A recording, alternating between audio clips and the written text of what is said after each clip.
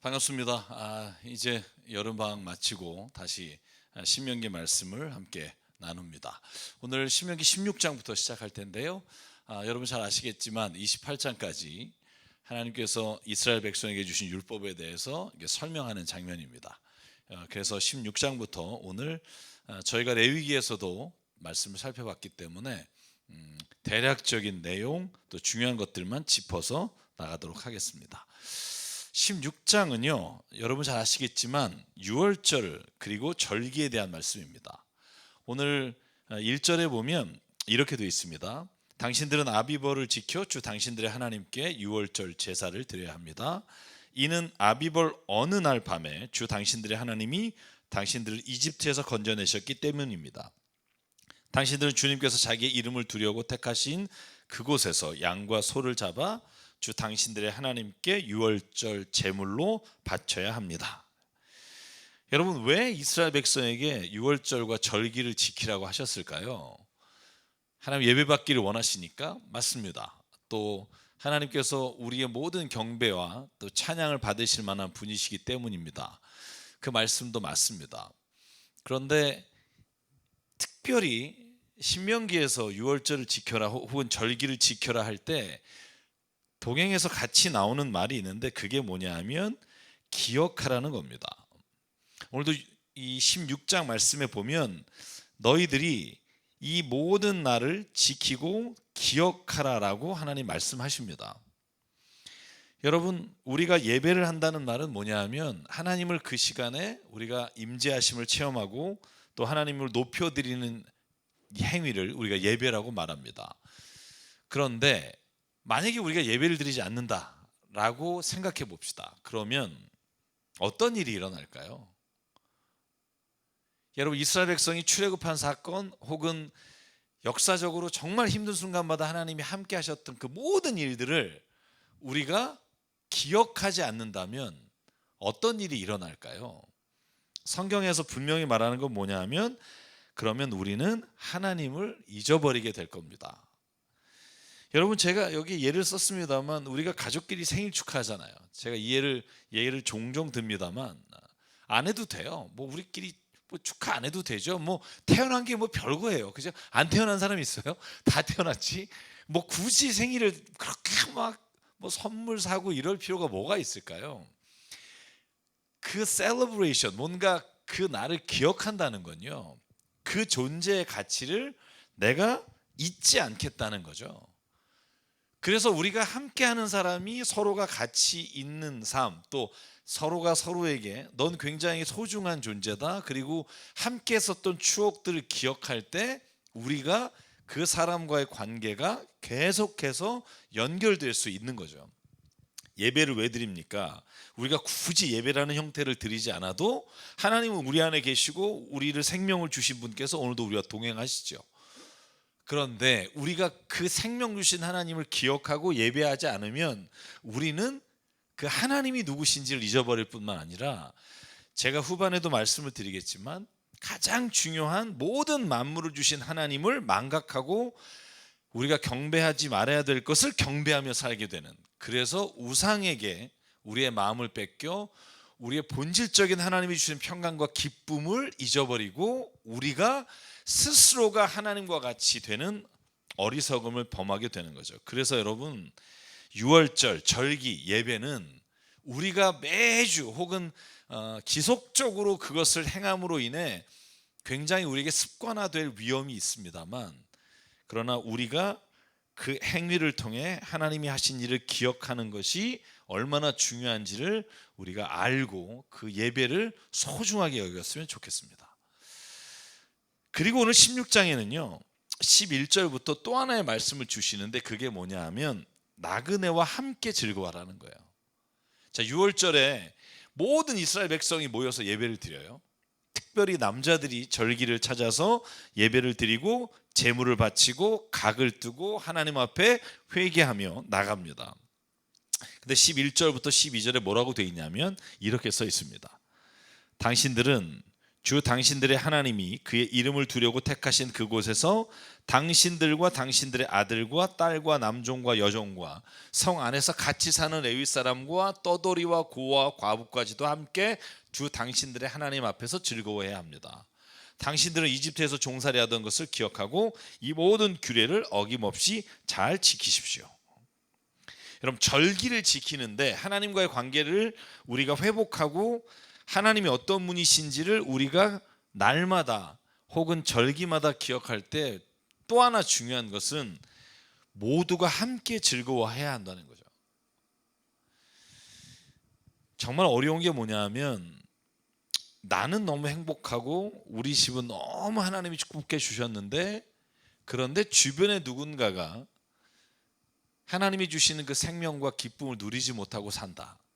여러분, 그리스도인들은 그걸 볼 때 마음이 아파야 한다는 거죠.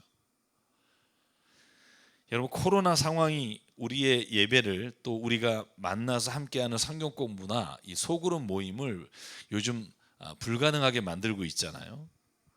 그런데 이때 기억해야 할 것은 우리가 정말 하나님 주신 예배를 막 목숨처럼 여기니까 우리는 모여서 예배드려야 된다.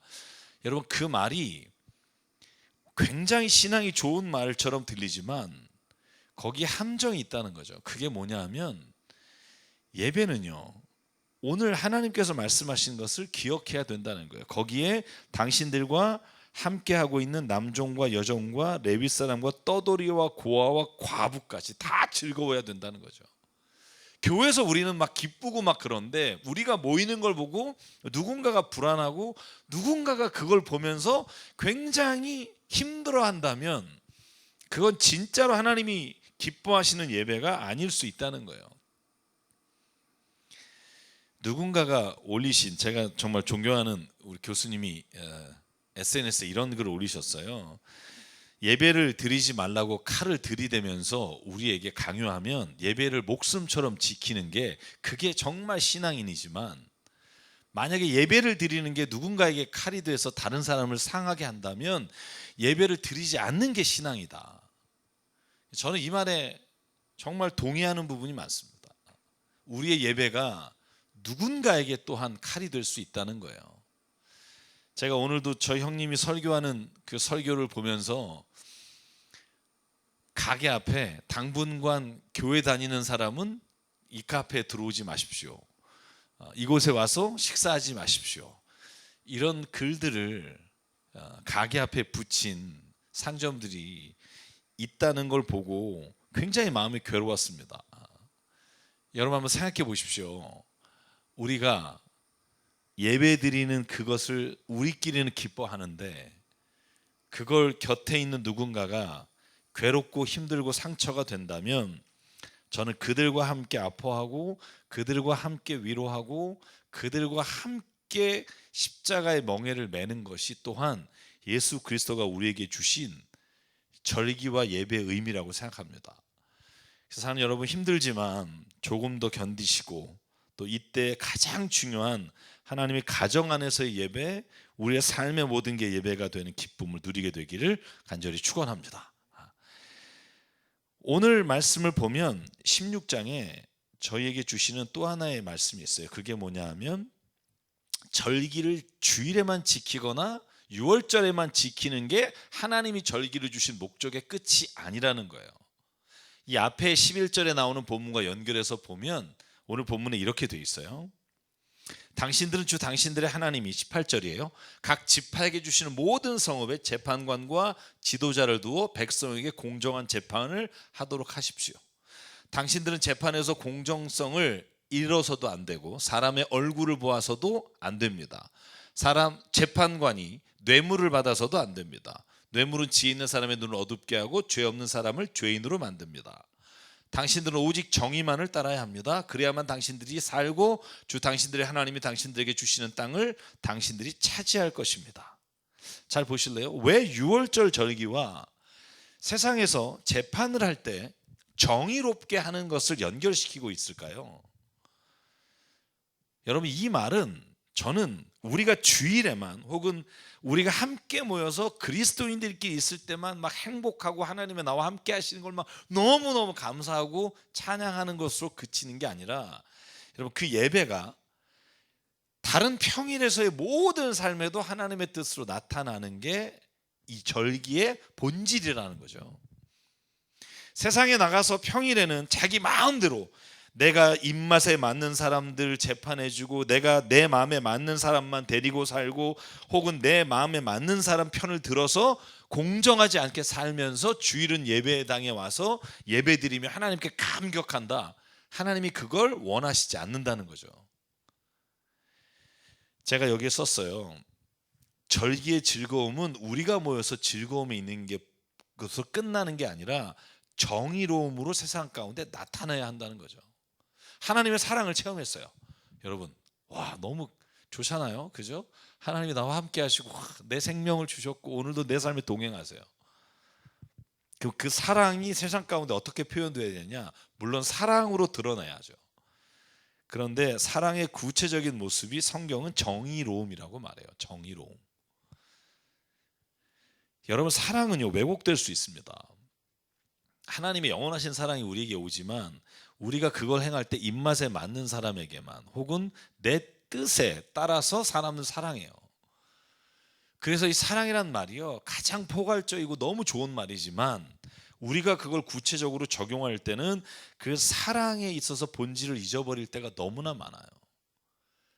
그래서 하나님이 우리에게 구약의 특별히 율법을 통해서 주시는 게 뭐냐면 사랑이라는 것은 딱 주어로 던져주세요. 신명기 6장 여러분 기억나십니까? 5, 6, 7, 8 하나님을 사랑해라.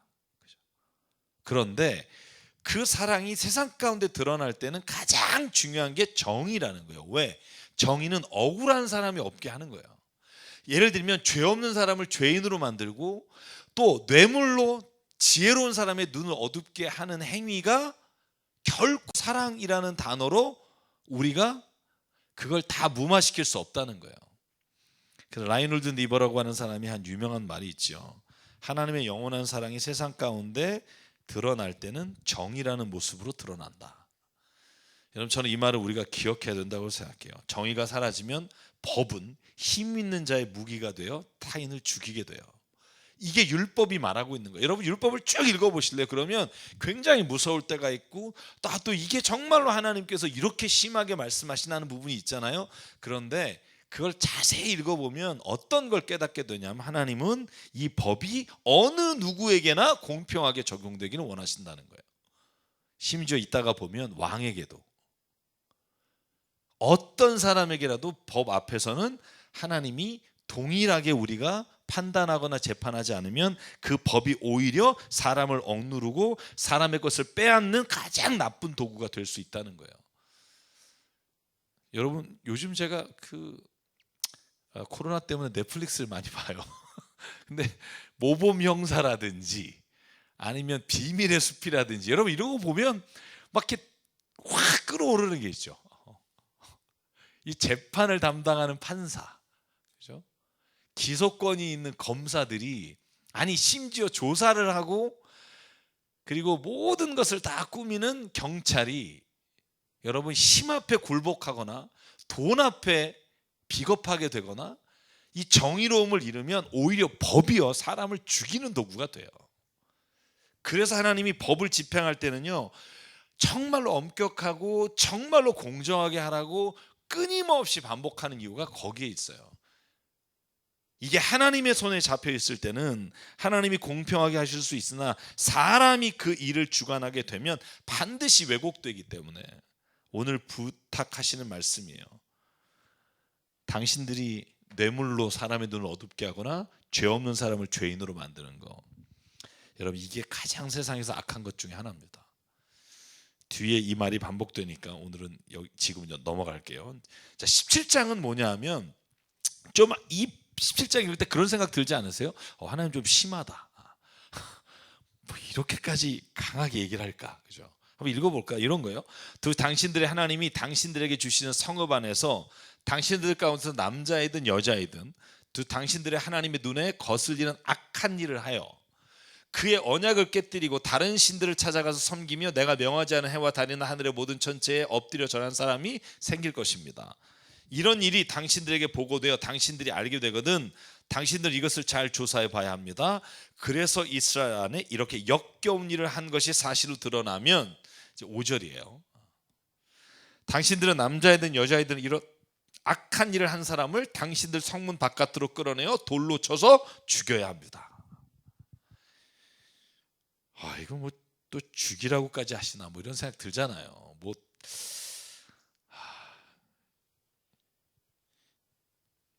왜 성경이 오늘 17장에 그렇게 말해요? 이것이 타인에게 악한 영향력을 끼치기 때문에. 여러분, 제가 그 비밀의 숲에서 정확한 그 단어는 생각 안 나지만 약간 그 무식하고 그냥 법을 따라 살아가는 그 황 검사에게 선배 검사 이렇게 말해요. 야, 너도 이제 좀 나이도 들었으니까 세상을 배운 만큼 배웠잖아. 좀 너도 이제 살 길을 따라가야지. 그렇죠. 우리가 나이 들수록 그런 거 있잖아요. 좀 이렇게 융통성 있게 살아야지. 그때 황 변호사가 이런 취지로 말을 해요. 나는 계속 철없이 살게 될 것 같다. 그 말은 즉슨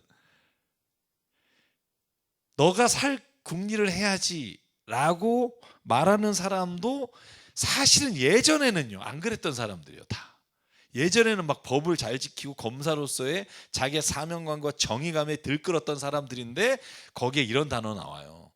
딱 밥 한 번만 먹자는 말에 넘어가서 그 밥 한 끼가 카드를 받게 되고 그 카드를 쓰게 되고 그리고 그 밥 한 끼가 범죄를 눈 감아주고 그 밥 한 끼가 억울한 사람에게 없는 죄를 뒤집어 씌우는 게 돼버린 거예요. 여기 하나님께서 왜 죽이라고 하셨냐? 이게 여러분 죽이라는 데 목적이 있지 않아요. 만약에 그걸 눈 감아주고 만약에 그것이 마치 잘하는 것처럼 보이게 되는 세상이 되면 하나님의 법이 아무런 의미가 없어지는 거예요. 여러분 세상에 악한 사람이 어디 있어요? 그런데 악한 일에 한번 눈 감아주고 내가 그 일을 행하게 될 때 여러분 그게 모든 사람들이 보면서 저렇게 하는 게 굉장히 지혜롭게 사는 거구나. 여러분 이런 생각이 들면서 사람의 판단 기준이 엉망이 되는 거죠. 여러분 앞에 나온 단어 기억하시죠? 지혜 있는 사람의 눈을 어둡게 한다니까요. 왜? 뭐가 지혜로운지를 헷갈리게 하는 거예요. 무엇 때문에? 한 번 봐주는 것 때문에. 그죠? 사랑하는 여러분, 제가 그래서 여기서 생각해야 될 게 뭐냐면 여기서 밖으로 끌어내어 돌로 쳐 죽여라 할 때 우리가 오해하지 말아야 될 거. 제가 여러분 초반에 말씀드렸습니다. 제가 신명기를 시작하면서 또 한 번 기억하십시오. 우리는 돌로 쳐 죽이면 그 사람이 악한 죄인으로 죽어서 지옥 간다라고 생각해요. 여러분 우리의 무의식에는요 그 생각이 있어요. 근데 성경은요 그 사람이 돌에 쳐 죽든 하나님 어떤 일에 죽든 그 죽는 것이 곧 하나님의 심판의 결과라고 말하지 않아요. 여러분 만약에 여러분 여기대로 우상을 섬기다가 죽었어, 그죠? 근데 여러분 그 사람이 하나님을 믿고 하나님의 율법 안에 정말 거하다가 마지막 순간에 여러분 어떻게 하다가 정한수 떠놓고 빌다가 죽었어. 여러분 그럼 우리는요 그 사람이 심판받아서 지옥 간다는 생각을 해요. 제가 여러분 여쭤볼게요. 마지막 순간에 그 사람이 뭘 했느냐가 지옥에 가는 것을 결정하나요? 여러분 그렇게 따지면 우리가 이 세상에서 우리가 하나님 앞에 천국과 지옥이라고 하는 기준을 가지고 살아갈 때 그것이 정말로 합리적이고, 아니 합리적이란 말이 좀 마음에 안 닿으시면 신앙적일까요? 그 순간에 무엇을 하고 죽느냐보다 중요한 건 그가 그의 삶에서 하나님을 믿고 살았느냐가 훨씬 더 중요하다고요. 어떤 사람이 정말 하나님 잘 믿다가 어떠한 불의한 일을 경험하게 되고 하나님이 어디 있냐고 막 이러다가 여러분 그러다 죽었어요. 교통사고가 났든 그 마지막 순간에 그가 하나님에 대해서 절규하거나 하나님에 대해서 말한 것으로 인해 지옥에 갈까요?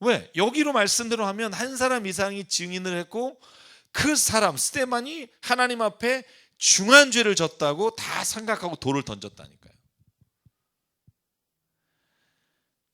여러분, 그러므로 우리가 주의해야 될 건 뭐냐 하면 법을 지켰다고 해서 그것이 다 옳은 건 아니라는 거예요.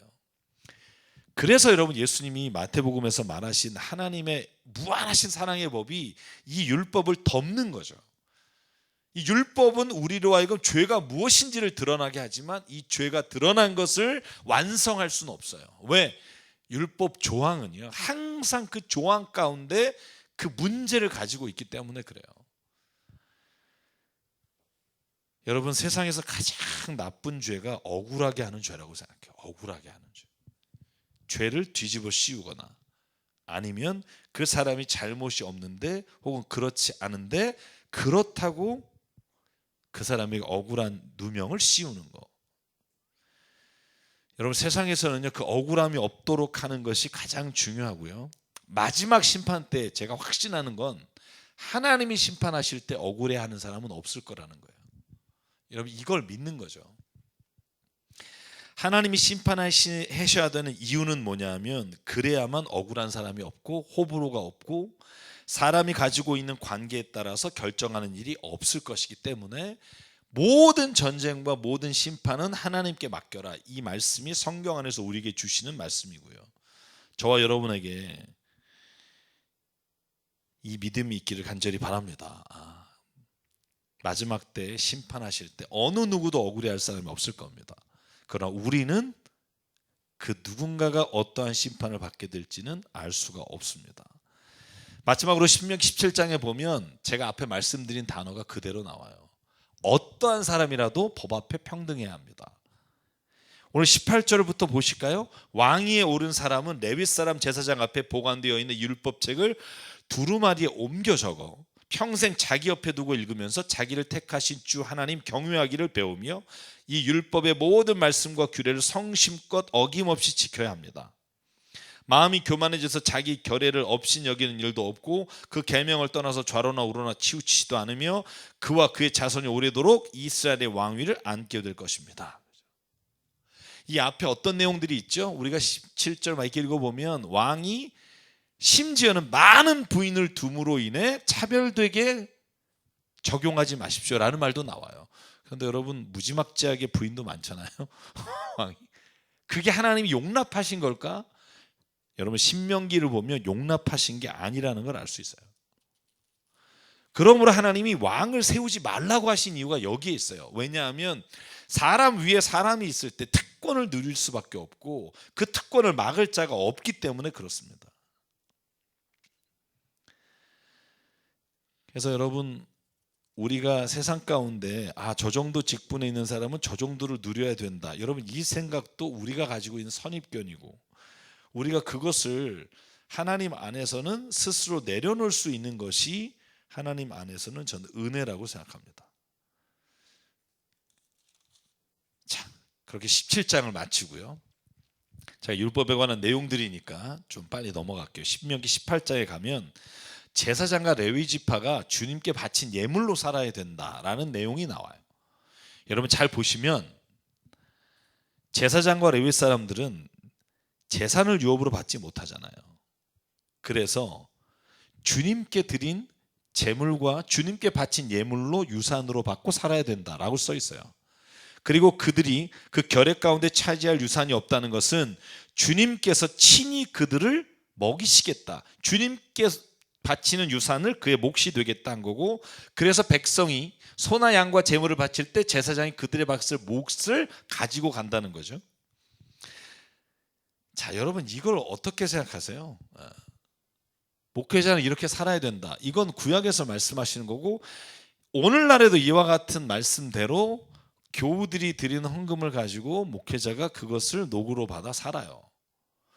그런데 요즘 코로나 시대 때문에 목회자의 이중직이 또 다른 주제가 돼서 계속해서 요즘 SNS에 올라와요. 헌금이 줄고 교인이 줄어드니까 목회자가 교회를 유지하기 위해 이중직, 다른 직업을 가져도 되느냐 안 되느냐. 저희 교단에서는 이번에 또 부결돼서 이중직 할 수 없다고 결론이 났어요. 불과 2주 전인가요? 저는 참 안타까운 게 뭐냐 하면 뭘 이중직으로 볼까 하는 겁니다. 여러분, 교회가 너무 많아요, 사실. 그래서 저는 제가 꿈을 꾸는 게 있는데, 교회는 합쳐져야 돼요. 찢어졌던 모든 교회들이 좀 합쳐서 하나의 교회를 세우면 어떨까? 목사님들 한 4-5명이 합쳐서 교회 하나를 세워서 같이 가면 사실 지금같이 문제되는 것들이 좀 해결되지 않을까. 좀 그 일을 좀 먼저 해보고 싶기도 해요. 그런데 여러분, 여기에 말하는 건 레위나 제사장이 백성들이 바친 것으로 살 수 있을 때 얘기라고요. 만약 그렇게 되지 못할 때 어떡할 거냐고요.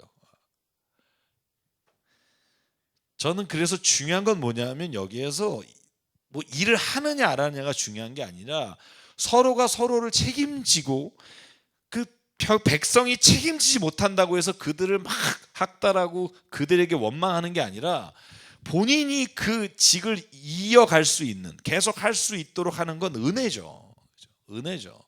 그리고 또한 봉사이고 또한 섬김의 모습이라고 생각해요. 그래서 여러분, 만약에 이 방송을 보시는 혹시 작은 교회 목사님이 일을 하신다 그러면 격려해 주시고요. 조금이라도 더 도움이 되려고 하는 마음을 가지셔야지, 우리 목사는 일한다 이렇게 생각하시면 여러분, 그건 이중으로 정죄하는 거가 됩니다. 저희 교회처럼 조금 그 개척을 넘어선 교회들, 혹은 조금이라도 여유가 있는 교회가 그 일을 함께 할 때 저는 이 문제를 해결해 갈 수 있다고 보고, 그 일에 같이 하기 위해 하나님께서 오늘도 우리를 붙잡아 주셨기 때문에 오늘 이 말씀 꼭 기억하시면 좋겠고요. 그래서 뒤에 이런 말씀이 붙어 있어요. 자, 볼까요? 앞에 제가 말씀드린 왕에 대한 이야기가 또 여기에 나와요. 자, 보실까요? 네. 당신들 가운데서 자기 아들이나 딸을 불 가운데로 지나가게 하는 사람과 점쟁이와 복술가와 요술객과 무당과 주문을 외우는 사람과 귀신을 불러 물어보는 사람과 박수와 혼배에게 물어보는 사람이 있어서는 안 됩니다. 이런 일을 하는 사람은 모두 주님께서 미워합니다. 주 당신들의 하나님은 이런 역겨운 일 때문에 당신들 앞에서 그들을 몰아내시는 것입니다. 당신들은 주 당신들의 하나님 앞에서 완전해야 합니다.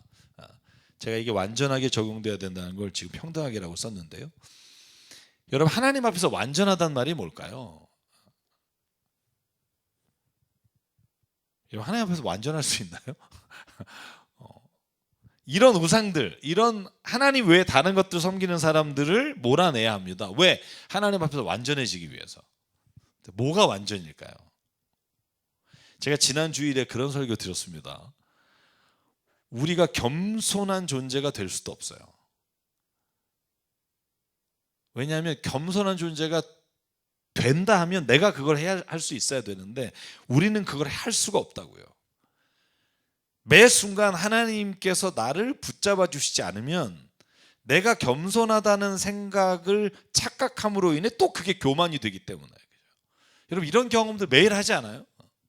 남들이 교만하다 그러면 그 교만이 겸손을 가장해서 내게 나타나는 걸 내가 안단 말이에요. 그래서 결국은 하나님 앞에서 내가 겸손한 자가 되려고 하면 끊임없이 내가 하나님 앞에서 하나님을 붙잡고 있는 방법 외에는 내가 스스로 겸손하거나 거룩하게 될 수는 없다는 거죠. 제가 경외라는 책, 저희 그 젊은 부부 독서 모임에서 이 책을 하기 위해서 제가 한 2-3일 읽으면서 정말 큰 은혜를 받았는데, 이 책의 주제가 그거예요. 우리가 자연 만물을 보고 감탄하는데 그 감탄하는 것이 숭배의 대상이 된다는 거예요. 하나님이 나를 창조하셨어. 내가 진짜 신묘막측하다. 그런데 그 내가 우상이 된다는 거예요. 여러분, 그래서 우상이란 내가 숭배하지 말아야 될 것을 숭배하고 경외하지 말아야 될 것을 경외하는 것을 우상 숭배라고 말하고, 모든 죄가 거기서 온다는 거예요. 왜일까요? 여러분, 내가 내 자아를 숭배한다고 생각해 봅시다. 내 자아를 경외한다. 내가 내 삶의 주인이다. 내가 정말 모든 것은 내 중심으로 돌아간다. 여러분, 이 생각을 갖게 되는 순간 우리는 하나님이 날 위해서 필요한 존재가 되고요, 세상의 모든 대상과 세상의 모든 자연만물도 날 위해서 존재하게 돼요. 왜? 내가 모든 것의 가장 중요한 핵심이기 때문에. 그래서 여러분, 이 책에서 말하는 핵심은 뭐냐면, 그 감탄이 나올 때 그때 그 대상을 숭배하는 게 아니라 그 대상을 창조하신 하나님을 우리가 가장 중요한 존재로 여길 때 모든 만물과 나를 비롯한 모든 대상이 자기의 자리를 찾아간다는 거예요. 그게 바로 신앙에 있어서 가장 중요한 거고, 우리가 모여서 예배하는 것의 가장 중요한 핵심이라는 거예요. 하나님의 자리에 그 어떤 것이 있을 때 가장 하나님은 역겹게 여기시며 그들을 몰아내신다는 거죠. 아담과 하와가 왜 에덴에서 쫓겨났을까요? 그가 하나님을 가장 높은 분으로 여기고 경외하는 게 아니라 자기 자신이 하나님과 같이 되기를 원하고 그 자리를 탐하는 것 때문에 그가 쫓겨나게 된 거죠. 왜? 만약에 그 자리를 누군가가 차지하는 순간 세상은 엉망이 되기 때문이죠.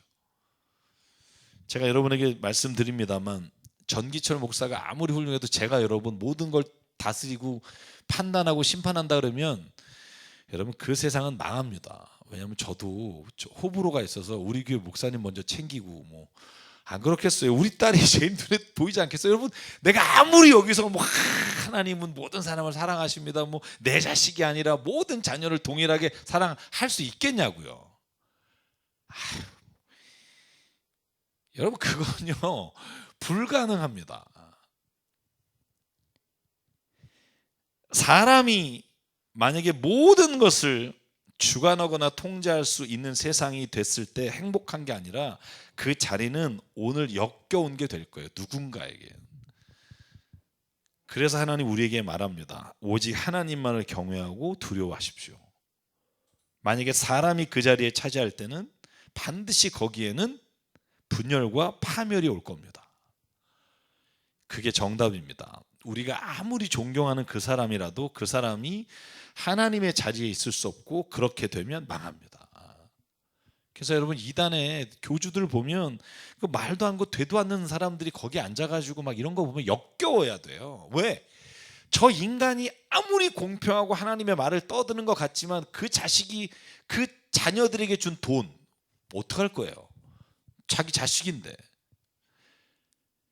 안 주는 게 맞지, 그가 하나님을 위해서 쓸 거라고 생각하면 반드시 실패하게 될 겁니다. 그래서 여러분, 오늘 18장을 기억하십시오. 하나님 앞에서 완전하게 되는 길은 내가 좀 더 나은 인간이 되는 게 아니라 하나님 앞에 매일 서는 사람이 하나님 앞에 완전하게 살아갈 수 있는 기회가 있는 거예요. 만약에 내가 완전하게 되려고 하면 기회조차도 없습니다. 그리고 결국은 내가 판단의 기준이 돼서 내가 그 자리를 차지하게 됩니다. 그래서 오늘 신명기 18장의 마지막으로 이렇게 말합니다. 우상 숭배는 잘못된 경외함에서 시작된 것이다. 자, 그러므로 제가 이어서 21절, 22절만 읽으면 될 것 같아요. 그런데 당신들이 마음속으로 그것이 주님께서 하신 말씀인지 아닌지를 어떻게 알겠느냐고 말하겠지만, 예언자가 주님의 이름으로 말하는 것이 그대로 이루어지지 않으면 그 말은 주님께서 하신 말씀이 아닙니다. 그러니 당신들은 제멋대로 말하는 그런 예언자를 두려워하지 마십시오. 자, 오늘 이건 같은 주제라서 넘어가고요. 이제 19장으로 넘어갈게요. 자, 19장에 가면 처음에 나오는 단어가 도피성이라는 거죠. 네. 여러분, 우리가 도피성 너무나 잘 알아요, 그죠? 요단강 동편의 세계, 이제 서편의 세계. 그래서 여기 세계라고 하는 나오는 단어는 뭐냐면, 이제 가나안 땅에 들어가거든 나머지 도피성 세계를 만들어라 하는 말씀이에요. 거기서 뭘 하느냐, 뭐 다 알지만 한번 6, 7절만 읽을게요. 도피성은 평소에 이웃을 미워한 일이 없는 사람이 실수로 이웃을 죽게 하였을 때 자기 생명을 구할 수 있는 곳이므로, 그곳까지 거리가 너무 멀면 피살자의 친척의 복수심에 불타서 살인자를 따라가서 죽일 터이니 거리가 너무 멀어서는 안 됩니다. 내가 새 성읍을 따로 떼어 놓으라고 당신들에게 명령한 이유가 바로 여기에 있습니다. 여러분 보십시오. 도피성에 들어가서 이 1절부터 6절까지 읽어보면 우리가 제단의 뿔을 잡거나 도피성에 들어갔을 때 그가 다시 한번 재판받을 기회를 주는 거예요.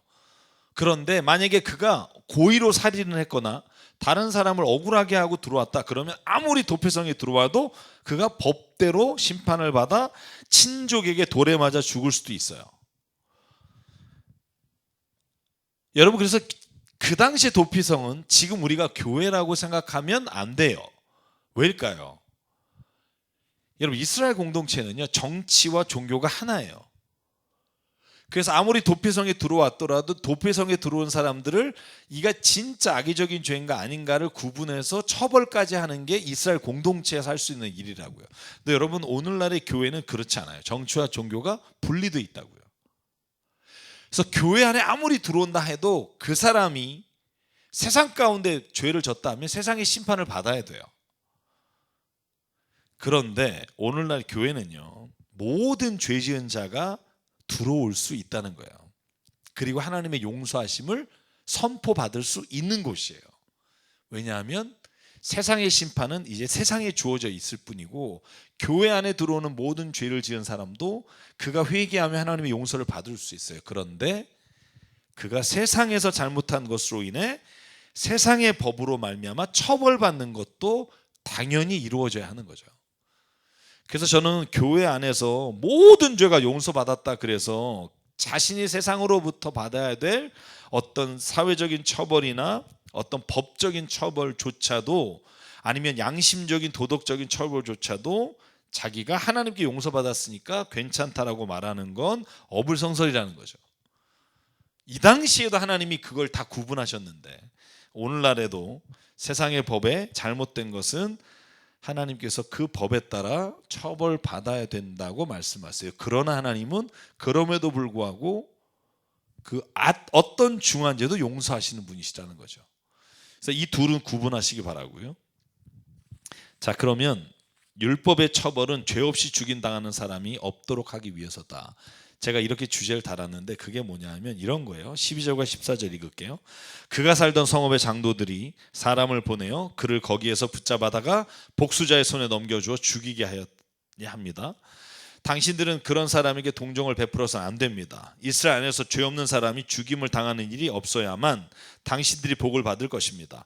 당신들 중 하나님이 당신들에게 유산으로 주어 차지한 땅에서 이미 조상이 그어놓은 당신들 이웃의 경계선을 옮기지 마십시오. 자, 여기서도요, 그가 잘못한 사람이라면 그 죄가 드러난다면 그를 붙잡아다 복수자의 손에 넘겨줘야 한다는 거예요. 아무리 도피성이라도 그가 고의로 누굴 죽였다면. 그렇게 해야 되는 이유가 뭐냐 하면 그 사람을 죽이기 위해서가 아니라 억울하게 죽임을 당한 사람이 없도록 하기 위해서라는 거예요. 어디에다 초점을 두느냐에 따라서 이 말의 무게가 달라져요. 자, 도피성에 왔어도 죄 있으면 그 사람은 다시 데려다가 그 복수자의 집에 보내야 된다. 그래서 마땅히 죽어야 된다. 여기에 초점이 있지 않아요. 왜냐하면 여러분, 예수께서 마지막에 뭐라 그래요? 여기에 이제 눈에는 눈, 이에는 이란 말이 나와요.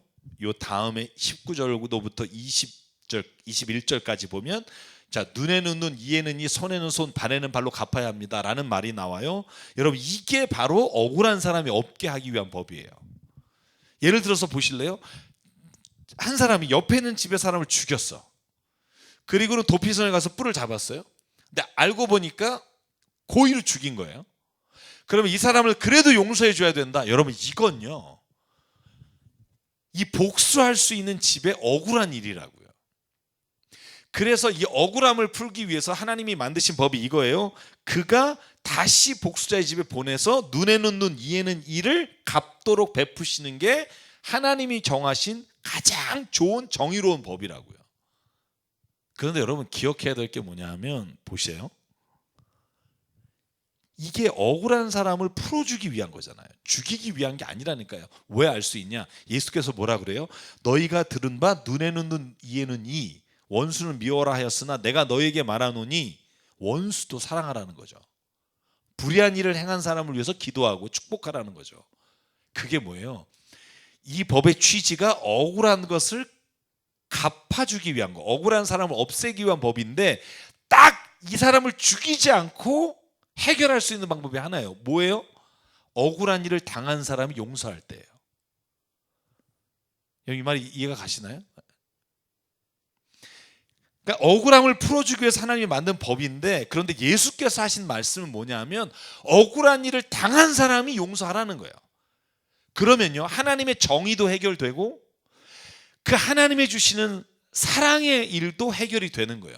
그게 예수께서 이 땅에 오셔서 외치신 말씀이라고요. 아니, 친히 그가 십자가에서 보여주신 게 하나님의 정의는 해결하시면서 그럼에도 불구하고 용서하심으로 인해 또한 하나님의 사랑의 법도 해결하시는 거죠.